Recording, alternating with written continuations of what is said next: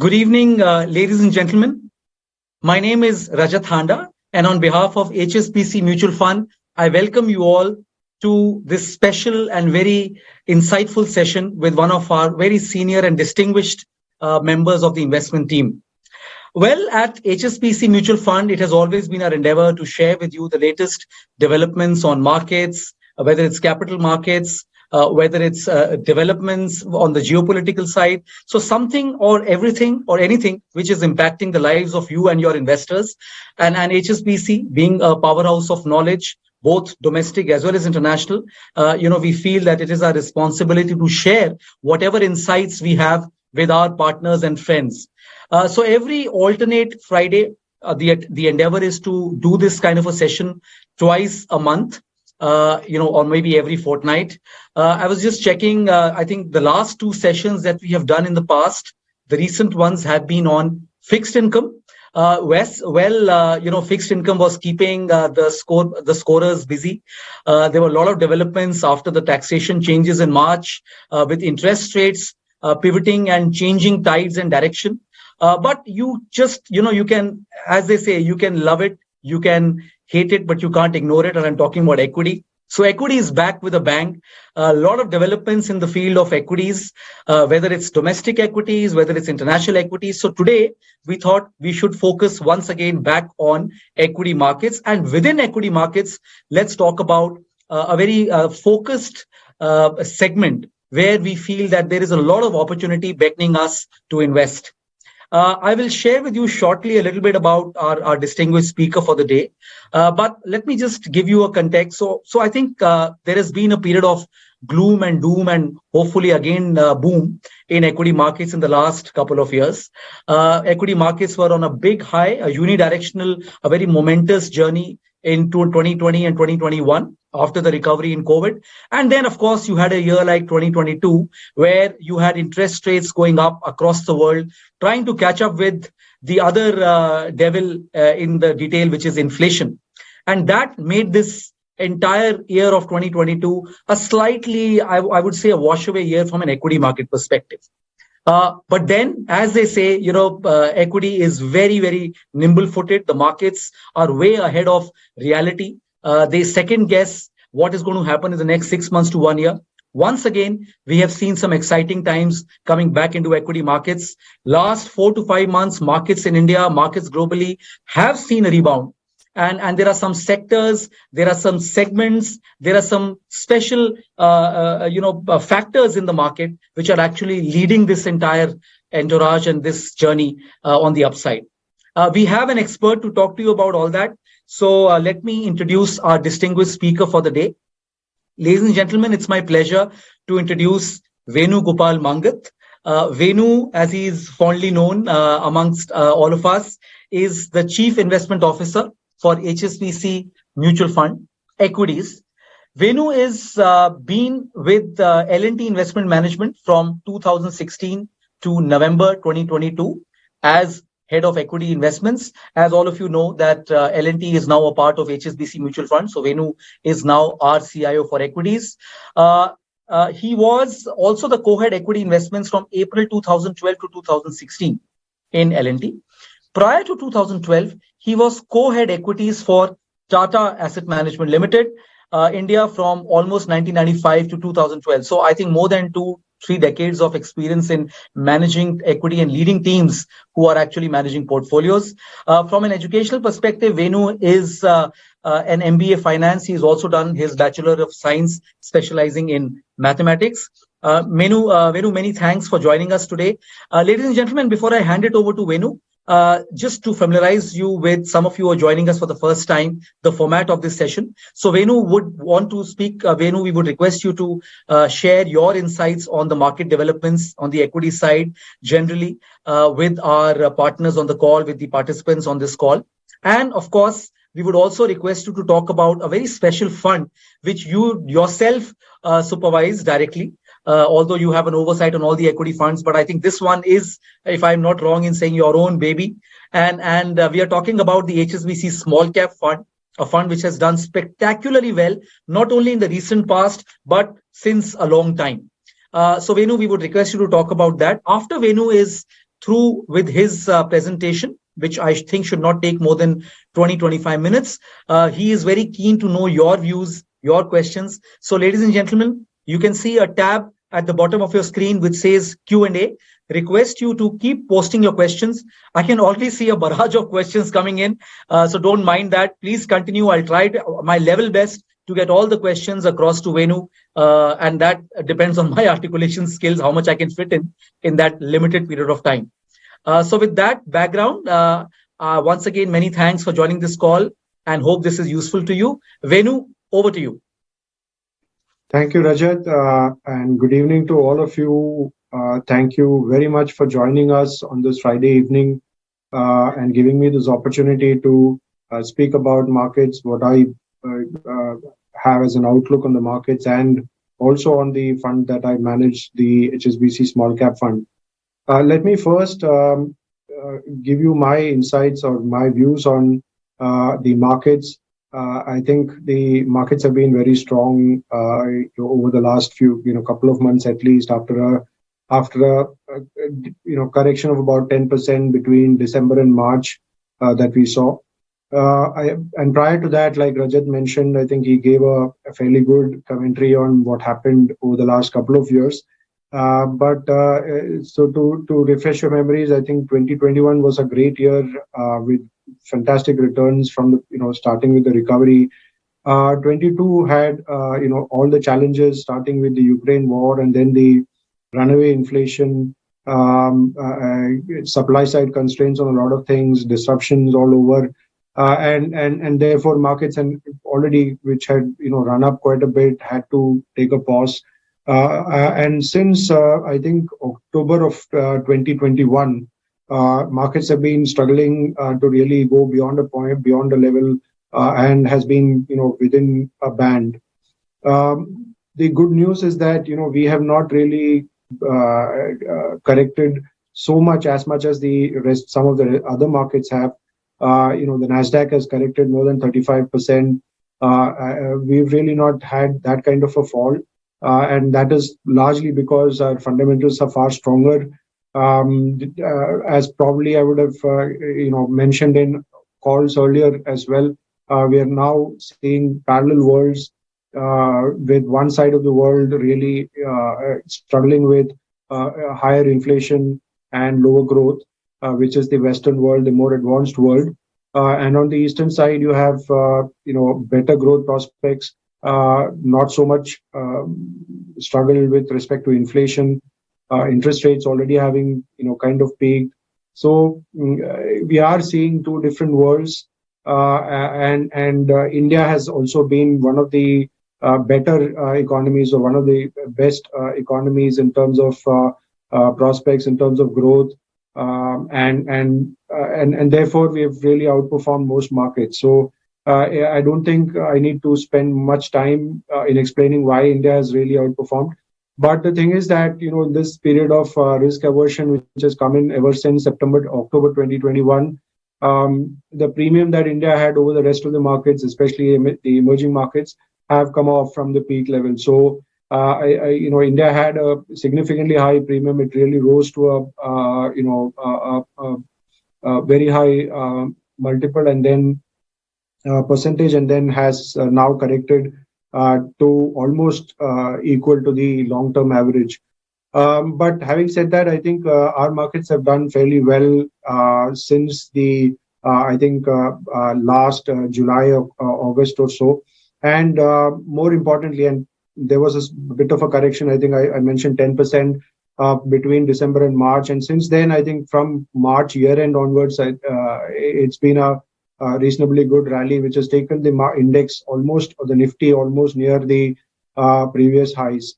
And at these levels, again, the questions are in everybody's minds as to whether there is enough strength to really carry forward this move. I think the key considerations here are the interest rate, the interest rate cycle, how fast do you get to the peak, and how soon you will get a cut in interest rates, and once that starts, how much of cuts you will get on a consecutive basis. Also, I think the questions on growth and the recession that is expected by a large part of the world in the US. I think that those questions also getting raised. We haven't seen too much of very poor numbers or recessionary kind of data, but I think as we go forward, the numbers are going to deteriorate, and you will get to that point. So those are considerations from the global side, but I think on the domestic front, the rural economy, which has been struggling for some time, is now expected to come back on track, and whether that slowdown can change fast enough.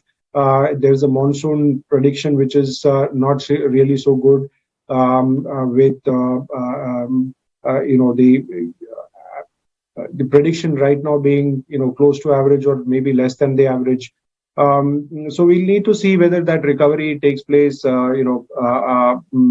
strong enough as we go into the next financial year. As we've already moved into the next financial year, but as we go forward into the year, we also are getting into these election modes in various states, and then finally the union election. So I think all of these things are in the minds of investors, and to that extent, I think the volatility is likely to continue for some more time. I think we'll have to live with that. But my sense is that markets have already started pricing in or looking at the scenario beyond the interest rate peak and the recessionary data, etc. And I think the markets are now trying to factor in what can come beyond that. And that is giving it far more strength, in my view. Obviously, the flows have also improved in the last few months. FIs have been once again investing heavily in the Indian markets. The domestic money at the retail end continues to pour into the market. So we have, and on the fundamental side, I think earnings has been fairly robust, I would say, after a very strong FY21 and 22 was a slightly subdued year. 23 actually has been about, I think the expectation is about 10% for FY23. 22 was a great year. Sorry, 23 was a great year. 22 was a great year over 21. 23, the expectation is about 10% on a year-on-year basis. I think the view currently is that FY24 earnings growth for the Nifty would be somewhere in the range of 15-16%. Earlier, the expectations were higher at more than 20%, but that has got cut down given all these factors, and the higher inflation trends that we have seen till now. So I think the earnings growth of 14-15% or there or somewhere there is not a bad number. This is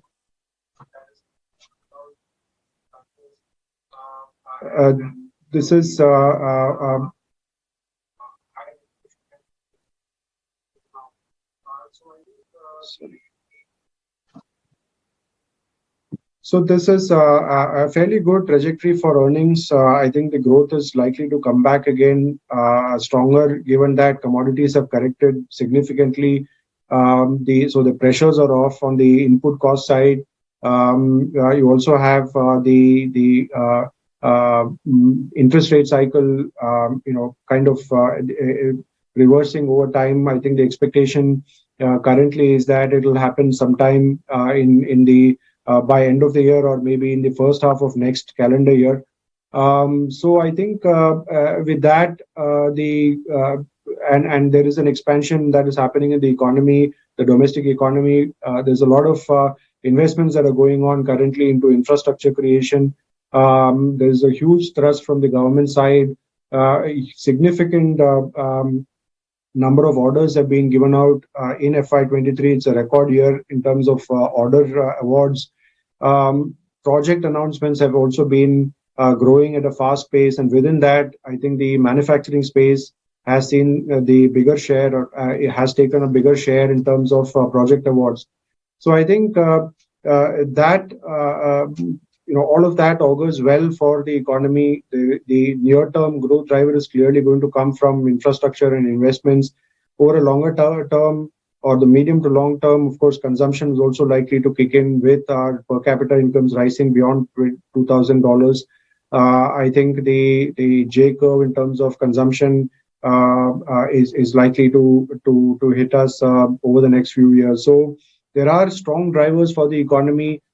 Therefore, strong drivers for earnings growth as well. And I think that is the reason why we are talking of the small cap fund at this point in time.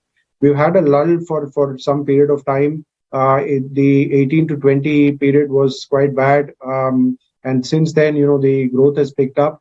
22 calendar year was bad again for the mid and small caps. And then we've started gaining again. So let me just take you through some slides that I have on the fund. And within the presentation, there may be some more, that I can share on the market outlook as well.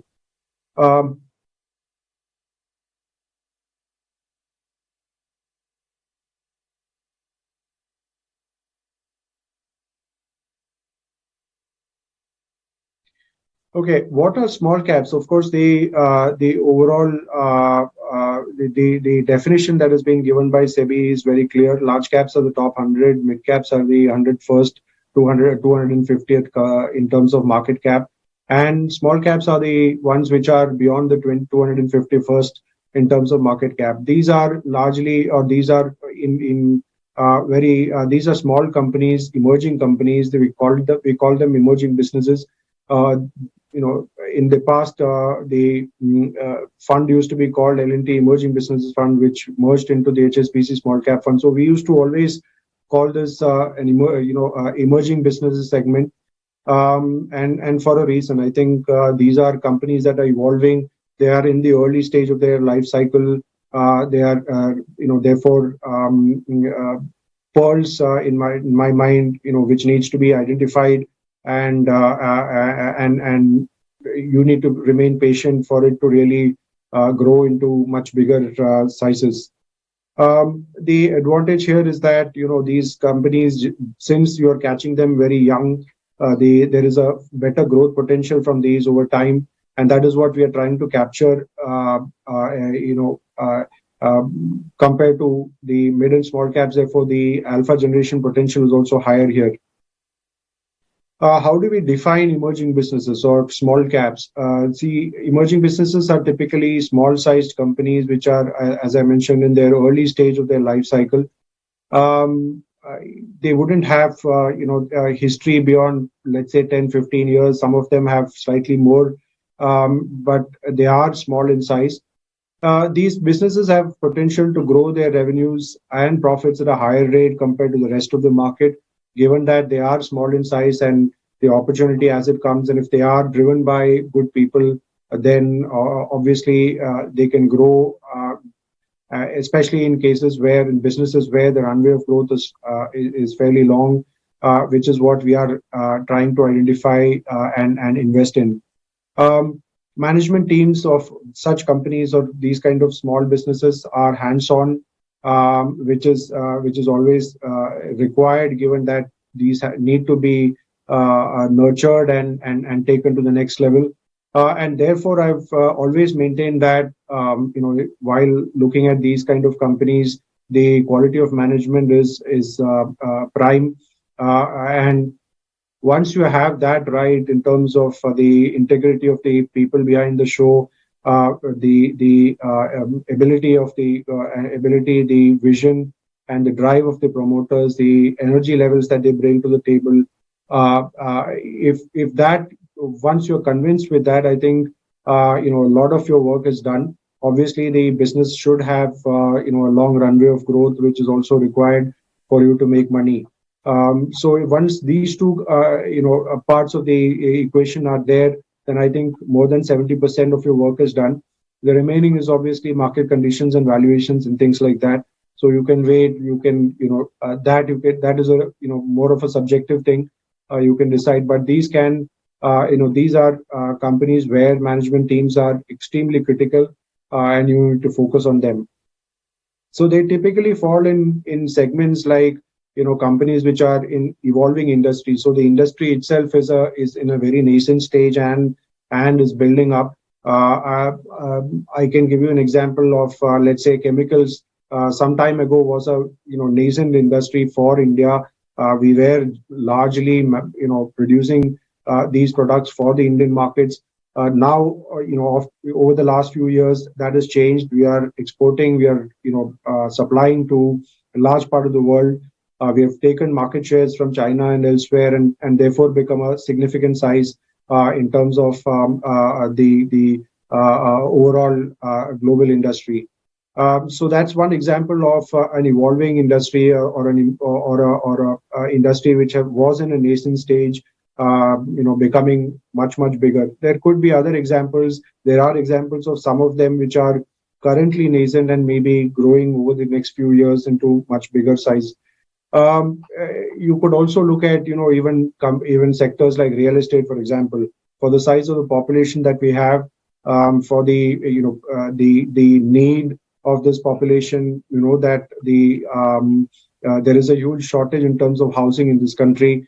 Given that scenario, the market caps of companies listed, that if you analyze, you will find that there are not too many large cap companies in the real estate space. So clearly, this is again a segment though we are familiar with this industry for a long period of time. This industry is again something that is in a very nascent stage. It is just evolving. Regulations have now come in. There is consolidation that is happening, and it is evolving. I can say that in over 10 years' time or a long period of time, these companies are going to grow and become much bigger. I'm talking of the better run companies within this sector. These are smaller players, and it could also be smaller players in larger industries catering to niche segments. So in a reasonably large industry, you could have some niche segments which are getting addressed by some of these smaller players. So they offer a good opportunity because some of these niche segments may not be of interest to the larger companies, and therefore these companies also will continue to grow. For example, some of the auto ancillary companies, it may look as if the auto OEMs also can do the same job, but they may not be really interested in doing this with the scale and size that they have. This kind of a business really may not be economical for them to really pursue. So that gets anyway outsourced to the ancillary company, and therefore an ancillary company grows on the back of that OEM. So this is a segment where these smaller companies are in niche segments, and they have a runway of growth because the industry at the user end is growing or will have a reasonably high or long runway of growth. Of course, there are also companies which are growing by taking market share from the unorganized space. I think one of the key themes that we have seen over the last few years in India has been the shift of market share from the unorganized segment to the organized segment.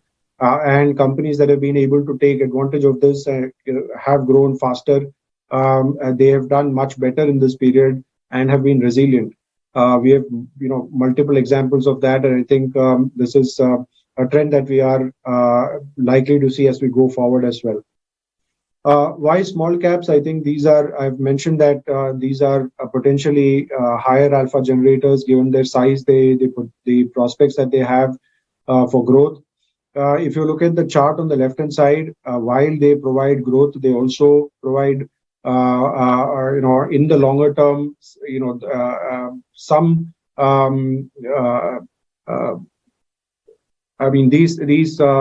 this category is if you have held on for a long period of time, the probability of making negative returns as you go longer and longer in terms of the time horizon for your investments, I think the probability of making losses have been lower.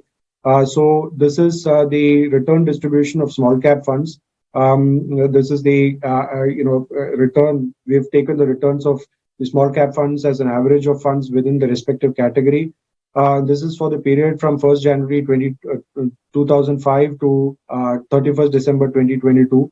As you can see, the probability of making a loss in 10 years actually from the category average is actually 0%. So upwards of 7 years, the category has seen quite low percentage of negative returns.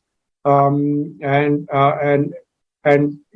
the percentage of higher returns, also you can see, I think on a 3-year basis, the 36% of time these funds have given, or the average has given more than 20% return. So there is stability as well, though there is you may get volatility in the shorter term, in the near term. The longer you hold, I think the probability of making money, and probability of making higher returns or higher alpha is clearly there from this segment. So many of these are multi-baggers of tomorrow. They have higher earnings growth potential. More importantly, why do they have higher alpha? Because these are small companies, and therefore there's not too much research that has happened on these companies and these industries. So there is a research arbitrage there. They are under-researched and to a large extent under-owned as well. Over a period of time, as the market matures, this under-ownership actually will change. We are seeing some of that happening already, with the retail segment actually becoming much more savvy, and more funds getting into the space. The amount of research on these companies and the ownership also will increase over time. But I believe that there is a long time period before which the market really becomes much more mature. There are opportunities, therefore, of pricing anomalies here, and that you can capture and get invested, and then remain invested for a period of time, a long period of time, so that the stocks multiply and you generate alpha. So, which is why I said the potential for generating alpha is higher for this segment. There's also diversity in this. I think when you talk of the large caps, you're looking at only the top 100 companies. When you talk of mid caps, you're talking of the next 150 companies. So you are restricted by and large to a certain universe, which is very clear and defined. Now, that is not the case for small caps, which is a very big differentiation. There is far more diversity, therefore. So from the 251st company onwards, you can invest in any company beyond that. Obviously, as you go beyond the, beyond, I think, 700 company or something, you will get into less than 1,000 crore market cap, which is then very difficult for a fund to really invest in. So you have approximately, I think, about 700 odd companies, in that range. So this is a slide which gives you some numbers on the universe that is expanding, and this universe is seeing higher profitability as well. You're seeing a number of stocks getting added through IPOs, and many of them are in the small cap category as they come in. As of the December data that AMFI uses for deciding the cutoff in terms of small, mid, and large cap, the 250th company has about 16,800 crores or thereabouts in terms of market cap.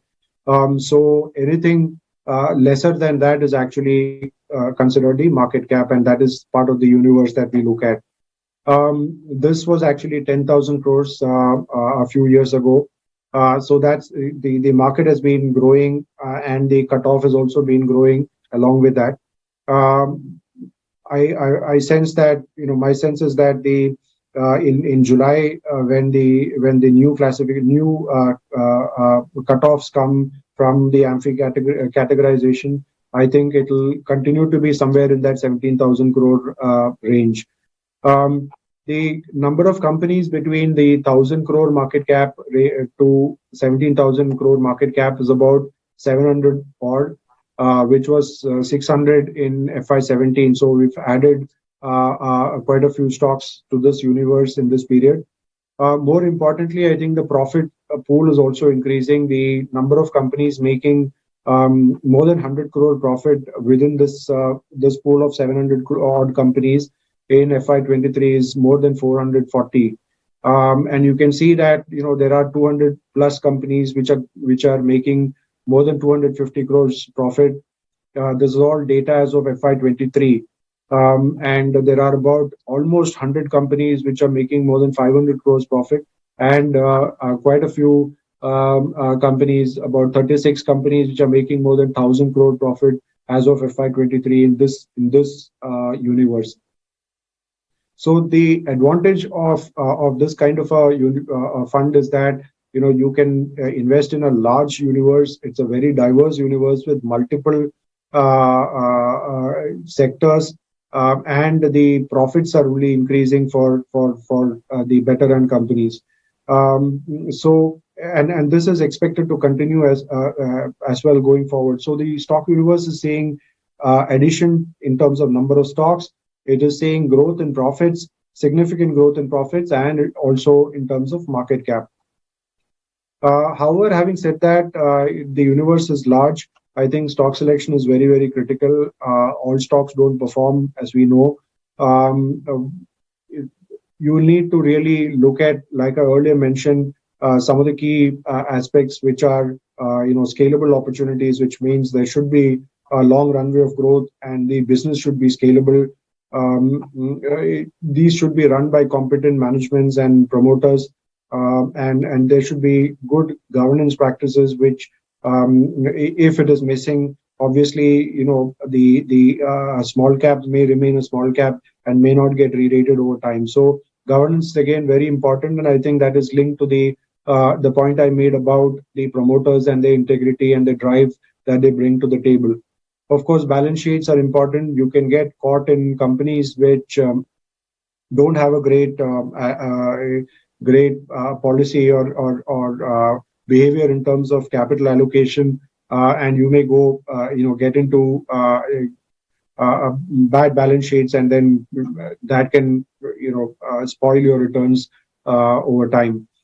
So that is extremely important, especially given that these are small companies. You need to understand their behavior, their thought process of the people running the show, how they behave in bad times. You need to get that feel before you really get invested in a big way.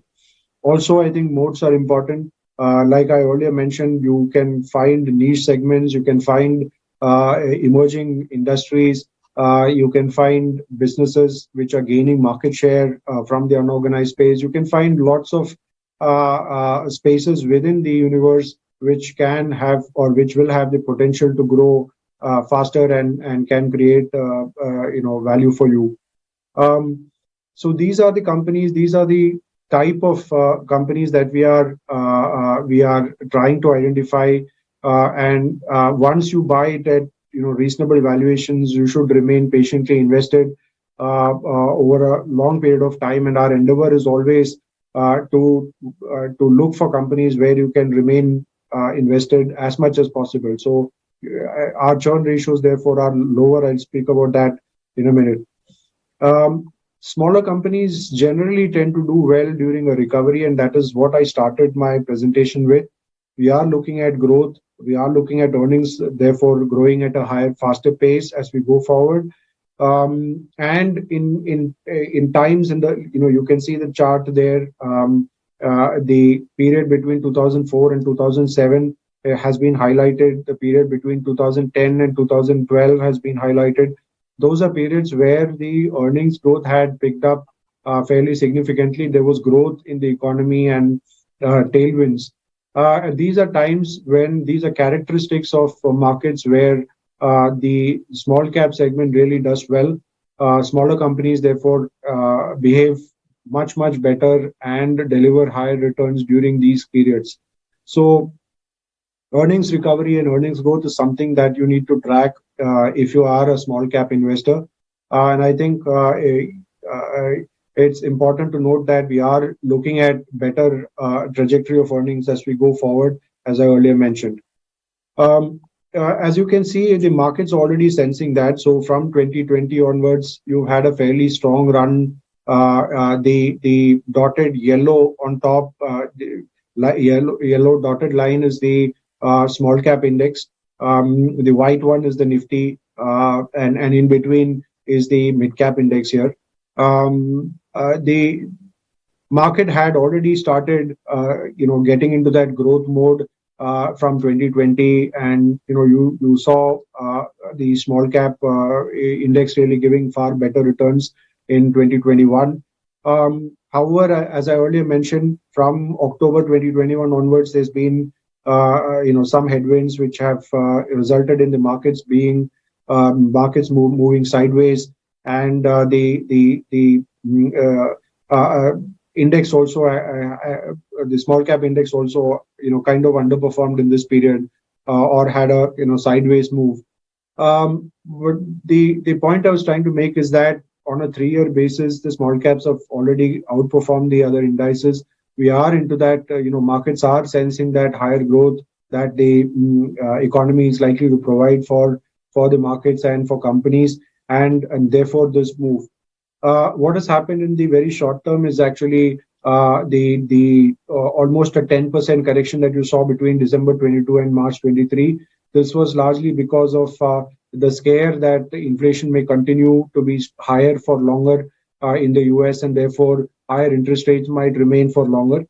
And also in this period, you saw the banking sector and the financial space in the US getting into a little bit of trouble. So all of that actually spooked the markets a little bit, and this correction saw the small caps again cracking far more than the mid caps and the Nifty.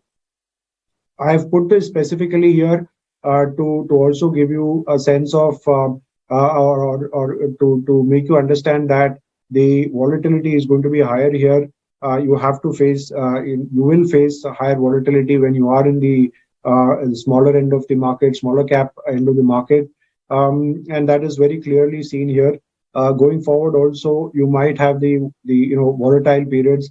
You will have some parts of every year being a little more volatile, but I think the near term you have these headwinds that I mentioned from the global market. So there could be a volatility, and you can see since then, since April, as the markets recovered, as the markets got a sense of the interest rates peaking and maybe getting cut maybe earlier than what was expected in the past, markets have started again scaling up. As I mentioned, the markets are looking ahead of time and into the future to see beyond the interest rate peak and the cut, how the growth is going to come back. So and also, I think the risk appetite is starting to come back again. Flows have started picking up. So again, you've had the markets, doing better in this since April. Coming to the portfolio strategy, the small cap fund is managed by myself, and I'm backed by Vihang. The benchmark for this fund is the Nifty Small Cap 250 TRI Index. The inception date for this fund was 12th May 2014, so it's about 9 years old now. One more year and it will complete 10. Hopefully, we will remain in that. The 9-year record has been reasonably good, so hopefully we can continue with that on a 10-year basis as well. The AUM size is about slightly more than 9,000 crores now. We follow a bottom-up stock selection process here, given that these are small companies, and you need to really look at each company and analyze them before you buy, and each company comes into the portfolio based on its own merit. So it's a completely bottom-up stock selection process here. It's a very actively managed portfolio, so to that extent, I think you will see us, having significant differences in terms of exposures to industries versus the benchmark. This is not something only this is not specific to the small cap fund, but across most of the funds that we run, we are active investors, and so we don't shy away from taking bets outside the benchmark. But in this portfolio, you will clearly see, stocks that are outside the benchmark, and exposures on to sectors, significantly different from what is there in the benchmark. It is a predominantly growth-oriented portfolio because that is what you are aiming to achieve, higher growth and therefore higher returns. But the focus is on buying growth at reasonable price. We are not in the high growth end of the market, so we are not into the extreme growth part, nor are we on the extreme left, which is a pure value. We are somewhere in between, so we look for growth at reasonable price. There is an exposure to mid cap, so the regulation states that you can have up to 35% in mid caps and non small caps in the portfolio. Currently, I think as per the last market cap categorization, we are at about, I think, 70% in small cap and about 30% or about 27% or so in mid caps. There are a couple of stocks which have moved from mid caps to large caps, and we have remained invested there. But that is purely because the stocks have appreciated and we do like them, and we've remained invested therefore. So the 30% mid caps or the 35% mid caps actually are meant to provide some more stability to the portfolio, because the small cap part of the market can be volatile and can and you need some cushion, some stability, which is provided by the mid cap part and of the portfolio. We have a relatively low churn or low portfolio turnover, and that is because we are long-term investors. We believe in buying companies which can do well over long periods of time. So as much as possible, we would like to own companies which we can hold for long periods of time. So if you analyze the portfolio, if you take the fact sheet of the last several years, you would find many common stocks over the years remaining in the portfolio, and we continue to hold them. Like I mentioned, there are 2 or 3 which have really appreciated. From I think 1 or 2 which have moved from small cap to large cap, and I think that is something that we would always want to achieve when we look for ideas for this portfolio. This is just an example of how a small cap small cap progresses over time to a large cap if you are in the right stock. This is a finance company. In 2008-9, it was going through a tough period. They did a restructuring. They brought in new management, and then the restoration happened. From there, the expansion and the disruption that it brought in actually took it to mid cap levels first, and then into the large cap space.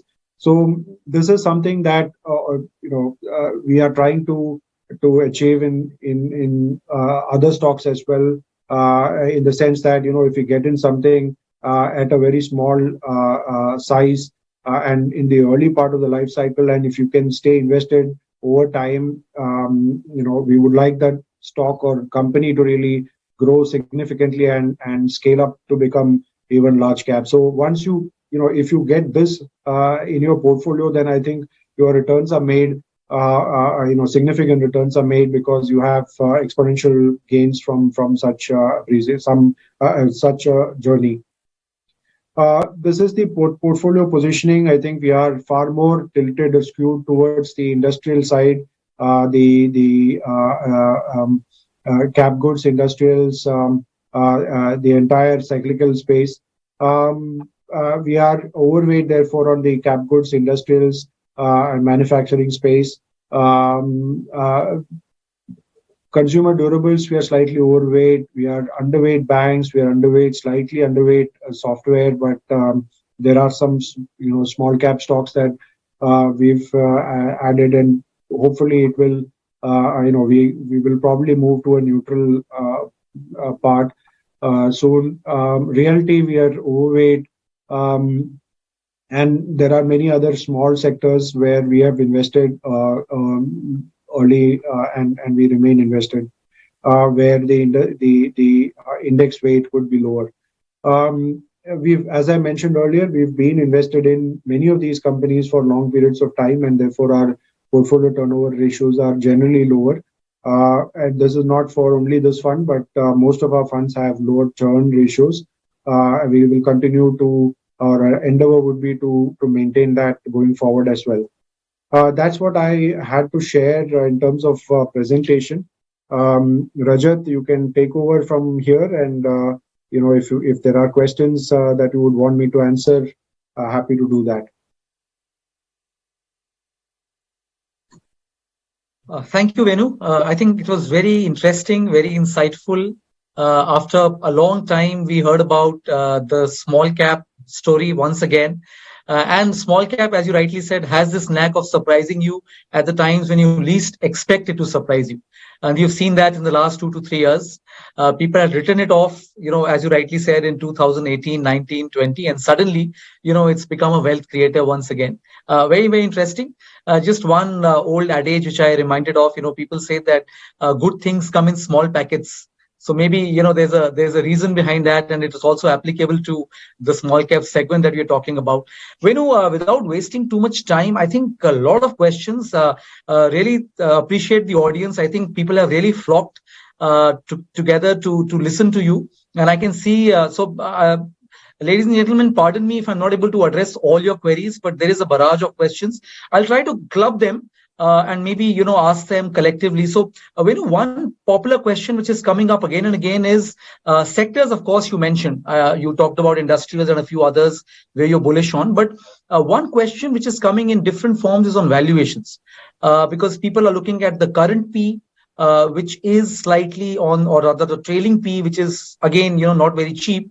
But you did mention on the forward price earning ratio, which is right now looking at a discount. So the question is, are the valuations attractive to invest a lump sum, or should one still continue staggering in small cap fund, especially the HSBC small cap fund? So when you look at the index, the small cap index has corrected, and it is at, I think, about 17 times forward in terms of consensus numbers. Which is not very expensive. I think the growth is also expected to be higher. The consensus view is that the index constituents together should grow more than 20-25% in the next year. In general, over the years, we've seen the growth has been better in better years.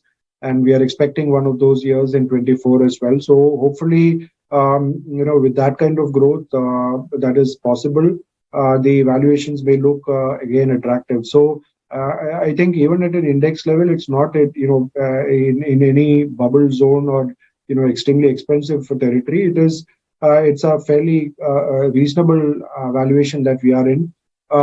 Individual stocks, maybe some stocks have already got re-rated and are at a higher level, so you have to be careful there. But there are, plenty of opportunities where the markets are still looking at, growth as it comes going, and valuations have really not scaled up so much. So opportunities are there. You have to look at, all stocks to find them, and the universe is fairly large. So I don't think you can generalize and say that the overall valuations are higher. Sure. No, that's very comforting and very clear. Thank you, Venu, for your answer.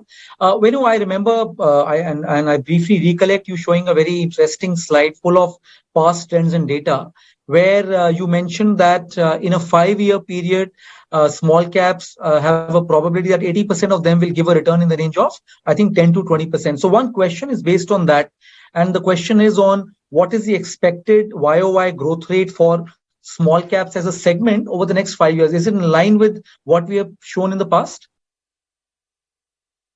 Difficult to say. I would think so. I would think that the past, trends over a longer period of time, you can expect. I think the returns may reduce as time progresses and as the markets become more mature. But I think over the next 5 to 10 years, you should get reasonable returns from this. I wouldn't be able to give you a number as of now. Yeah. No, fair enough. Absolutely fine. And I think trends are our best friends, Venu, as they say. So whatever we have seen in the past, if it has been validated for the last 10, 15, 20 years, then there is a good likelihood that, this story might continue. And as you rightly mentioned, I think small caps are for the longer term, and in longer terms, your most of your objectives are met. Venu, one interesting question. So you mentioned in your slide that the AUM is close to 10,000, about 9,000 crores odd. So one question is that, is this a large enough AUM for small caps, in the sense that, is this large AUM, and how do you manage, in a small cap, considering liquidity and the kind of stocks that you buy? I think there are bigger funds within the category, and there are good funds as well which have done reasonably well. So I don't think this is a constraint as of now. And I showed you the chart on how the market is expanding, or the universe is expanding. The number of companies are increasing. Their profitability is growing. And therefore, I think the opportunities are there. So I don't think 9,000 crores or 10,000 crores is a is a constraint for getting companies or doing well from here on. The way we manage it is that we've had a fairly diversified portfolio, and that means that we have more than 75 to 80 companies in the stocks in the portfolio, and that's been the case for quite some time now, given that the fund is scaling up. And I expect that to continue going forward as well. Because there was a merger of the two funds, the HSBC Small Cap Fund and the L&T Emerging Businesses Fund. The number of stocks have gone up to about 97. I think that will come down eventually to about 80, 85 in that range. So the question that you asked about how do we manage liquidity risk and the other risks that are there, we do take into consideration a lot of these things and in our analysis, and the sizing of the bets are kept in such a way that we mitigate those risks and we minimize them as much as possible.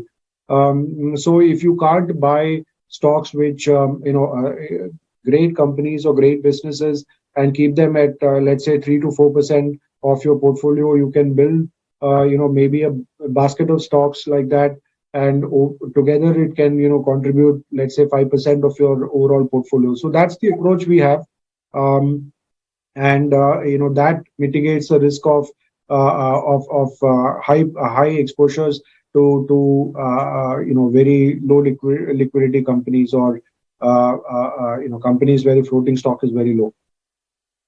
Sure. Thanks, Venu. Venu, usually, we don't ask stock-specific questions, so I would want to just rephrase the question which one of our partners has asked. If there are any changes that you've done recently in the portfolio, as in whatever is disclosed and in public domain, would you want to stress upon them? No, I think we've stayed invested in a lot of companies over the years. We've had a higher exposure to industrials, like I mentioned. We've increased our exposure to software a bit, and as per the last fact sheet, you can see that. And I think our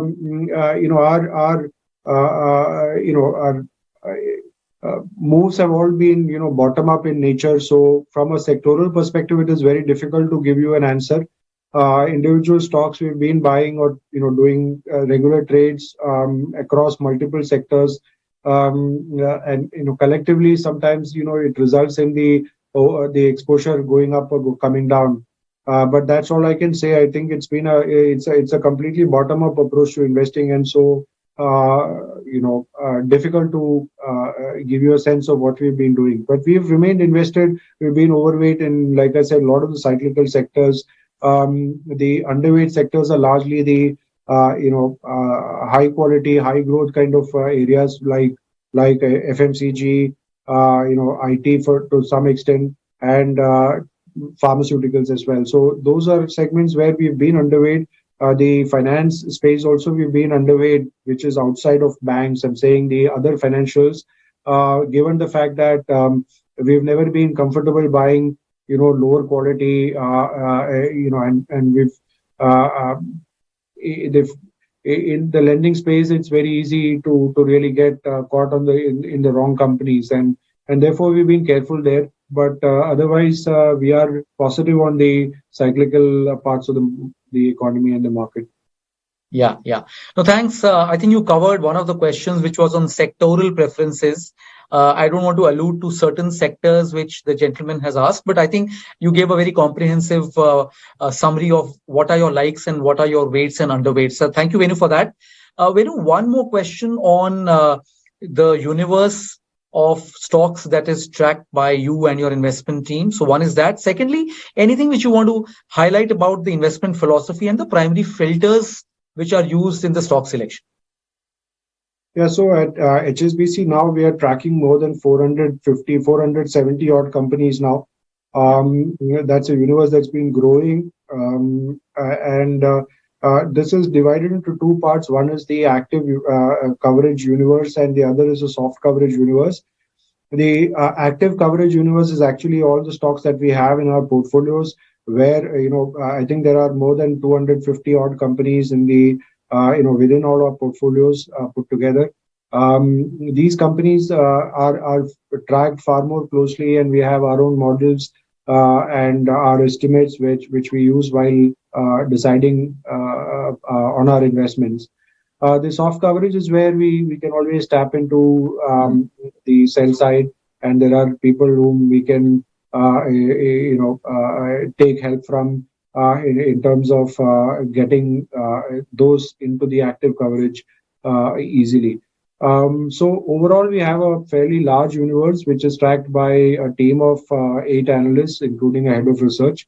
And your second question was on the investment philosophy and the filters. Yeah, the investment philosophy and the filters. Yeah. Correct. So we are fundamental investors, research-based investors.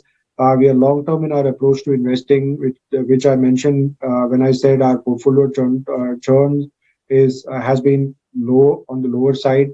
We are bottom-up in our approach to investing. In most cases, there are some schemes where you need to have a top-down view. You need to take that before you decide what stocks to put in. But the stock selection process there also is more bottom-up. We are active investors, so we don't shy away from taking bets outside the index. And all of this is done within a risk-mitigated environment at HSBC. I think we take risk management very seriously. There is a lot of oversight and scrutiny, and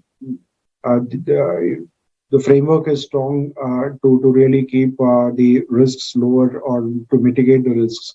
So broadly, that is the approach that we have towards investing. Yeah, I've seen the document, Venu. It's a very comprehensive, very detailed process and document that the investment team follows, and I think brilliant job of summarizing it in just about a minute. Thank you, Venu. Very well articulated. Venu, I'll maybe take one last question, and there are questions coming in on, when will the market touch a certain number, and what will be the CAGR of your small cap fund in the future. I can take those questions on your behalf and say that neither of us have any crystal ball where we can gaze and predict the market levels or the CAGR of our own fund in the next 5 years. But like Venu mentioned, I think the process, the people, the brand is very important when it comes to managing money, and we will do a very good job about this fund as well as the other portfolios that we manage in a very prudent manner in the next 5 to 10 years. So rest assured, your money is in the safe hands. Venu, one last question, as I mentioned to you. I think the popular perception about small caps, and maybe it is the correct perception, is that it is a bottom-up approach. It's all about the fund managers' knack of picking stocks, which can actually, as you mentioned, gallop and gain momentum in the next 3, 5, and 10 years, and attract a lot of mass. So when you talk about stock picking, bottom-up stock picking, how do you kind of marry that with global factors, with the macro factors? Because isn't there a dichotomy there? No, I think when I said bottom-up stock picking, it's not that you are agnostic of what is happening globally or what is happening in the economy. Obviously, you need to be cognizant of the risks, the kind of market conditions that are there, the growth possibility from coming from the economy and the cycle, and then take your call on what kind of stocks that you would want, what kind of stocks would you look for. And when you look for those companies, the assumptions that you take in your model will capture a lot of these factors that you mentioned, whether it is interest rate cycle, or whether it is the global slowdown, or whether it is exports doing well, or whether it is taking market share from China, or whatever the macro factor is.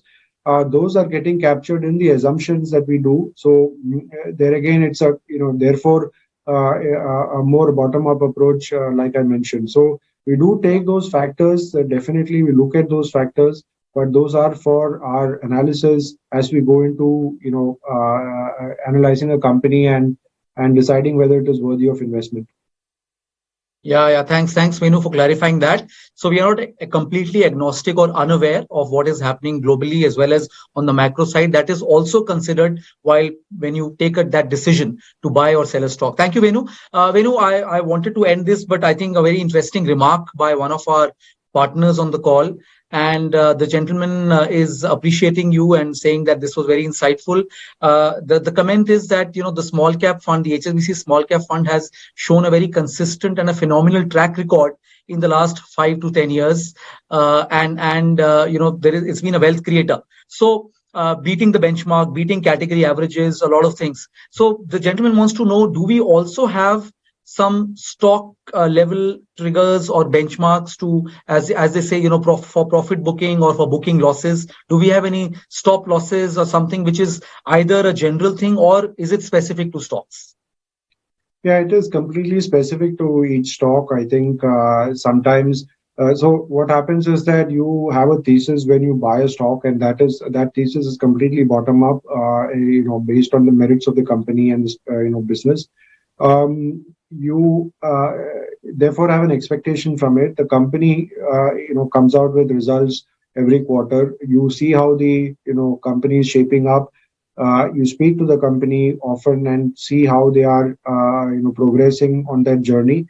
If in multiple quarters they're not really shaping up the way you want to, obviously you need to take a call. So you need to review the stock on a regular basis, especially if your thesis and the company's actual performance is actually there is a significant deviation. So those are cases where you need to again speak to the company, understand the model a little better, see if there are any factors that you missed out, etc. There's also a case where you have invested in some company where you feel that the valuations are very attractive, and should get re-rated, but the markets don't give you that. Markets continue to value it the same way, and these are kind of traps. You end up remaining where you are over a long period of time. We've had several cases like that also in the market. So that is something again you will have to review after a while as to why the market is not really looking at re-rating it. Are there any red flags? Are there any issues with either the promoter or the industry or the company that you are looking at, or the business that you're looking at? Is there anything in the horizon that can really impact it, which is why the market is, not giving it a re-rating? And markets are far more, knowledgeable than we are as individuals, and therefore markets, you have to respect that, if the markets are doing something very different. And therefore the review happens for that as well. So multiple cases, there are reviews, but it is more of a stock specific thing. No, thank you, Venu, and glad you mentioned about the value traps. As they say, all that glitters is not gold, and we need goldsmiths like you and your team members to actually understand and make sure that what we are buying is actually gold. And gold, of course, is being used as an analogy here. But thank you so much, Venu. I think this was very interesting. Ladies and gentlemen, sorry to say, but we are running out of time. Some of the questions I've tried to group together. and ask as there's a common thread running across the questions. Some of them, I'm sorry, I'm not able to ask because of the paucity of time. But Venu, if I have to just summarize and maybe take a few points away from today's session, which in fact was eye-opening for me as well. I think in spite of the way small caps have performed in the last couple of years, we still have a long way to go. I think that's coming out very clearly from your data, from the presentation that you've made. There is a lot of potential in some of these small caps. And as you showed in one of the graphs, you catch them early, catch them young, and, market caps can actually go up, and your small cap in a matter of few years can become a mid cap. And from mid cap, it can become 10 years, and I have large caps. And we have seen so many of such examples. I remember, seeing a data extract which said that, 50% of the constituents of the Nifty today were actually mid caps and small caps, 5 to 7 years back, something like that. So I think you're absolutely right. And this is very important. From a valuation perspective, the other thing which I kind of stuck with me is that across the three segments that we have, large cap, mid cap, small cap, probably today from a valuation perspective, small cap looks attractive from a long-term average perspective. And this is why I think all our investors, all our partners should look at this segment for investing. Finally, coming back to our own fund, the HSBC Small Cap Fund, Venu, very, very heartening to know that this fund has been with you for 9 years. And, there has been a consistent track record wherein the fund has beaten the average, the fund has beaten peers, benchmarks. It has done better than even some of the mid caps and other stocks where you have a diversified portfolio. So I think this is a fund which is shown to be a consistent performer. And I think very, very thankful that you have actually gone beyond the performance and shown us what are the stock picks, what are the sectoral underweights and overweights in the portfolio. So these are some of my takeaways. Venu, thank you so much for your time, for this session, for this call. Really appreciate it. Ladies and gentlemen, once again, many thanks for being with us on this call. Like I mentioned, it's our endeavor to update you, to exchange our views with you, to get distinguished ladies and gentlemen from our investment team, specialists, to share their opinions with you twice a month. The next session, we will communicate very shortly. But just before you exit and you check on the leave button, there is a feedback button as well, which you will spot on your screen. So please share your feedback, which will help us improve and improvise in our future sessions. With that, once again, many thanks, Venu, and thank you to our partners. Thank you to our partners for being with us and for spending their valuable time with us. I wish you a very happy weekend and happy investing. Bye-bye. Thank you all.